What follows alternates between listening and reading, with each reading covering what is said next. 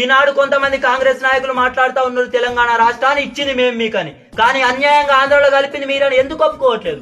1956 November 1 నాడు ఏ ప్రభుత్వం ఉంది, ఏ పార్టీ ఉన్నది కేంద్రంలో అధికారంలో? జవహర్ లాల్ నెహ్రూ కాంగ్రెస్ పార్టీ ఉన్నది. నవంబర్ 1 నాడు 1956 నాడే కదా ఆంధ్రాలో తెలంగాణ కలిపింది. ఈ గులాబీ జెండా కేసీఆర్ గారు పెట్టిన ఈ గులాబీ జెండా గుబులు రేకెత్తించింది మీలో.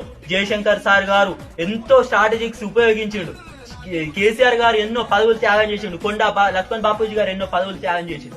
వాళ్ళు రాజకీయ స్ట్రాటజీకి ఉపయోగించి ఇంత మందిని సమీకరిస్తే సకల కులాలు, సబ్బండ వర్గాలు, సర్వ మతాలన్నీ ఏకమై సకల జనులు సాగించిన ఈ ఉద్యమం ఫలితంగా ఈ రోజు ఈ రాష్ట్రం మాకు వచ్చింది. మేం తెచ్చుకున్న రాష్ట్రం ఇది. ఈ సొంత రాష్ట్రంలో ఉన్న ఈ కాంగ్రెస్ నాయకులు ఆనాడు ఏ ఒక్క రోజు కూడా వాళ్ళ పదవులు పోతాయని భయపడి పార్లమెంట్ లో ఒక్కనాడు గొంతు వినిపించలే, శాసనసభలో ఒక్కరోజు గొంతు వినిపించలే. వాళ్ళ మోచేతి నీళ్ళు ఆ లుచ్చ కాకుండా మీ పదవులు అనుభవించారు ఈ నాయకులు. ఈ రోజు వీళ్ళు మాట్లాడుతున్నారు ఉద్యమం గురించి. అమరులు ఎన్నో త్యాగాలు చేసారు, విద్యార్థులు ఎన్నో కోల్పోయారు, ఎన్నో కుటుంబాలు రోడ్డున పడ్డాయి, ఎన్నో కుటుంబాలు ఎన్నో నష్టపోయారు ఈ రాష్ట్రం కోసం.